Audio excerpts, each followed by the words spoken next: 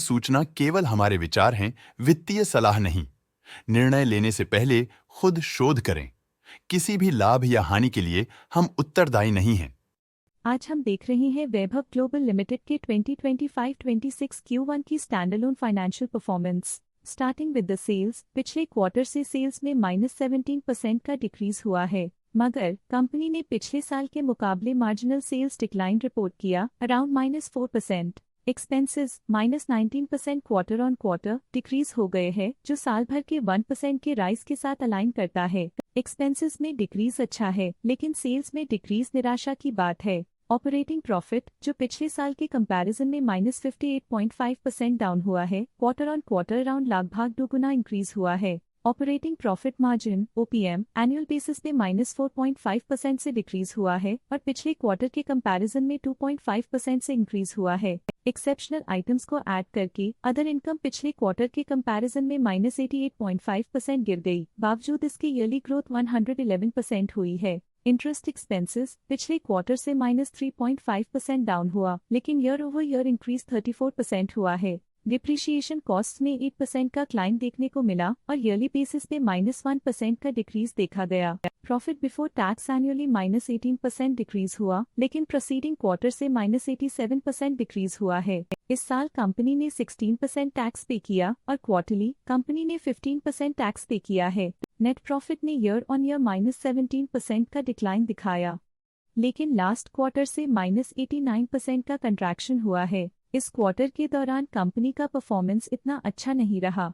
Negative net profit losses को indicate करता है। वहीं अगर एनुअल एनालिसिस की बात करें तो साल के दौरान कंपनी का परफॉर्मेंस अच्छा नहीं रहा। नेगेटिव नेट प्रॉफिट का मतलब है कि कंपनी प्रॉफिट के कंपैरिजन में नुकसान उठा रही है। अर्निंग्स पर शेयर (EPS) में ईयरली -17% का डिक्रीज देखा गया, लेकिन क्वार्टरली में 89% की गिरावट भी नजर आई। इस क्वार्टर में कंपनी का EPS इतना अच्छा नहीं रहा। नेगेटिव प्रॉफिट कमजोर एफिशिएंसी को दिखाता है। वैभव ग्लोबल लिमिटेड के फाइनेंशियल स्नैपशॉट को रिव्यू करते हुए कुछ मुख्य ट्रेंड्स सामने आए हैं जो कंपनी की परफॉर्मेंस पे रोशनी डालते हैं। जून 2022 से जून 2025 तक वैभव ग्लोबल लिमिटेड की फाइनेंशियल जर्नी में सबसे पहले बात करते हैं सेल्स की। इस साल सेल्स में 30.5% की वृद्धि हुई है और पिछले 4 सालों में 43% की वृद्धि हुई है, जो एक निरंतर अपवर्ड ट्रेंड को दर्शाता है।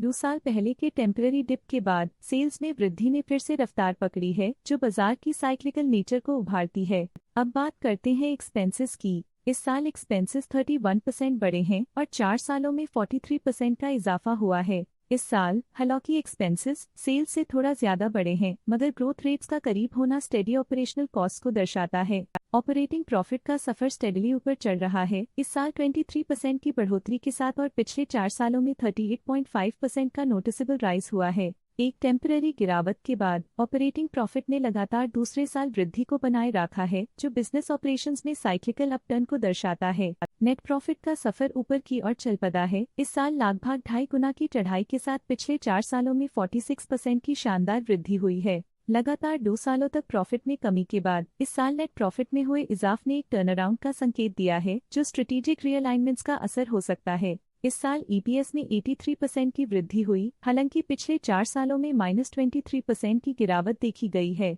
लगातार 2 साल की गिरावट के बाद इस साल EPS में वृद्धि प्रॉफिटेबिलिटी में रिकवरी के शुरुआती साइंस देती है। चलिए अब बात करते हैं शेयर होल्डिंग पैटर्न की। वैभव ग्लोबल की शेयर होल्डिंग रिपोर्ट्स कुछ इस प्रकार की हैं, जो अननोन 2025 के तक चलता है। ये रिपोर्ट कंपनी के शेयर्स की डिटेल्ड जानकारी देता है, जिसमें promoters, promoter groups, foreign investors, public investors और सरकारी एंटिटीज शामिल हैं। प्रमोटर्स शेयर होल्डिंग 2025 के में 57.3% से 2025 के में 57.19% तक डिक्रीज हो गया। ये डिक्रीज दिखाता है कि इस टाइम पीरियड में कंपनी पे प्रमोटर्स का कंट्रोल कमजोर हुआ है। पब्लिक द्वारा हेल्ड शेयर्स का परसेंटेज 23.14% से इंक्रीज होकर 2025 के में 23.27% तक का इंक्रीज से देखा गया।